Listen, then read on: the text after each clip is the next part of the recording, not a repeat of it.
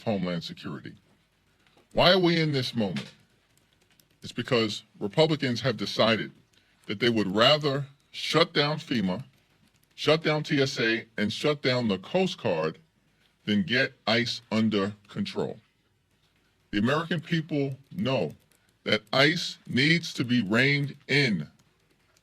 We believe that taxpayer dollars should be used to make your life more affordable, not to brutalize or kill American citizens in cold blood, like Renee Nicole Good or Alex Preddy, or to violently target law-abiding immigrant families, which we know is taking place all across America.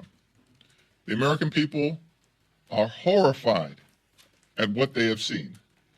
But instead of fixing the problem, which Democrats have given our Republican colleagues an opportunity to do, they've shut down crucial parts of the Department of Homeland Security.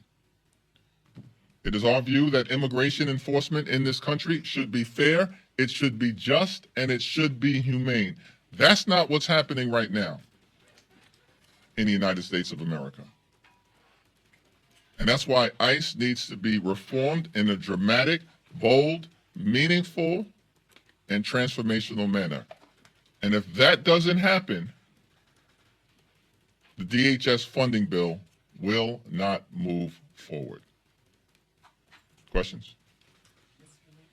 You met with Maryland State delegation earlier today. Is there any outcome on redistricting? Has the Senate President changed his mind on potentially allowing a vote, and would it be possible to do that before Tuesday's primary filing deadline? I had a wonderful meeting with Governor Wes Moore, with Speaker Pena Melnick, and with the Democrats in the Maryland House of Delegates to thank them for their leadership and for their courage in advancing a competitive congressional map. I also had the opportunity to sit with Senate President Ferguson. He articulated his perspective. I articulated our perspective.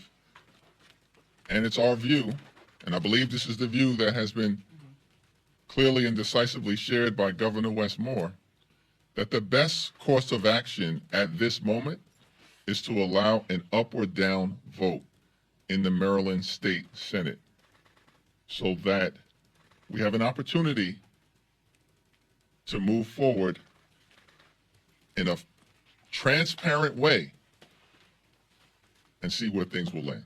Did Ferguson agree to that, to holding a vote? It's my understanding that he's going to have a conversation with his members, and we'll see what happens from there. Thank you, Mr. Leader. Can you just kind of level set on where negotiations stand between Democrats and the White House? I know they said both parties are still far apart. You all have said Republicans are largely ignoring some of the guardrails that you proposed. I mean, at this point, are the lines of communication still open? Are you expecting them to put up another offer? Are Democrats going to? This is day 5 of the Trump Republican shutdown of the Department of Homeland Security, meaning they've chosen to shut down the Coast Guard, shut down FEMA, and shut down TSA rather than dramatically reform ICE. Donald Trump spent the weekend on the golf course with Ron DeSantis. And so we've not seen any high-level effort coming from the president or from the House or Senate Republican leaders. We have no idea where they're at in the midst of a crisis of their own making.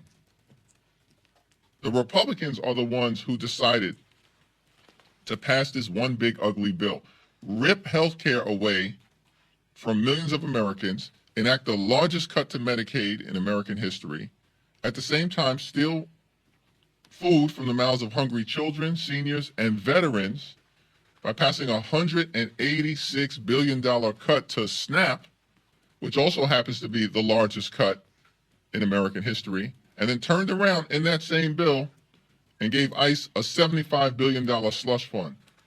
So mass and untrained agents could be violently unleashed in American communities throughout the country.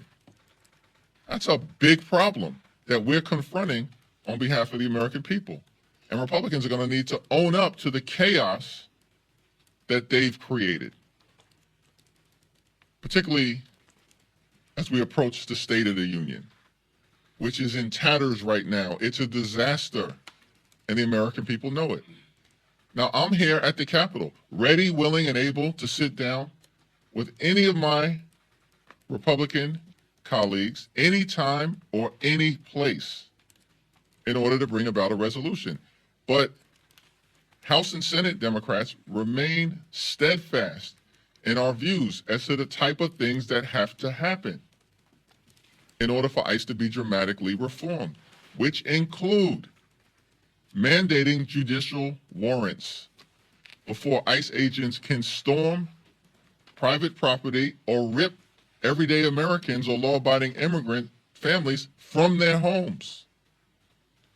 We believe that there should be a restoration of the prohibition against the excessive use of force.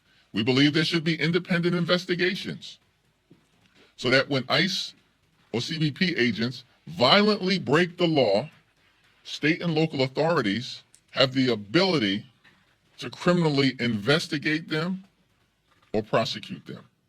We also believe that sensitive locations should be off limits. That includes, but is not limited to, schools, hospitals, houses of worship, and polling sites.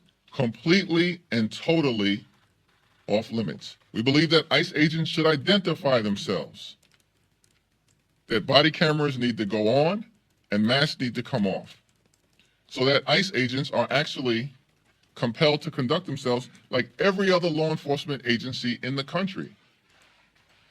These are all demands that have strong support with the American people. And they remain lines in the sand for us because we're standing up for everyday Americans, for American citizens, and for law-abiding immigrant families who are being violently targeted by an ICE agency that is completely and totally out of control. Got you. Thank you, Mr. Leader. Can you just tell us the latest state of play on the proposal that Democrats sent over? Have you heard back from the White House? And also, you did mention the State of the Union. Can you just let us know? We've heard there's a lot of calls for Democrats to boycott the annual speech. What again is your advice to the House Democratic Caucus on the approach for Tuesday night?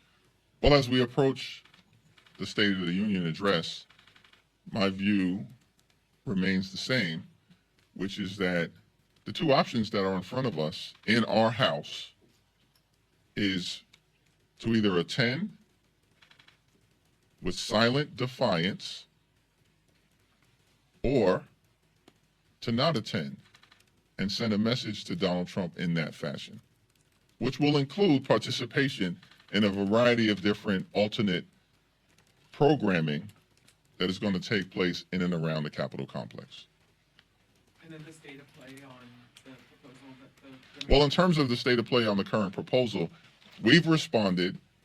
We've reiterated our perspective on the types of things that are absolutely necessary in order for a DHS funding bill to move forward, all anchored in this principle that ICE needs to conduct itself like every other law enforcement agency in the country and stop using taxpayer dollars to brutalize the American people.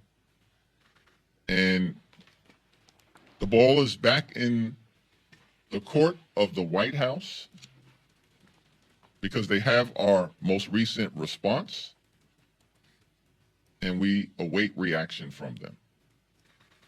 You outlined two different possibilities for Democratic members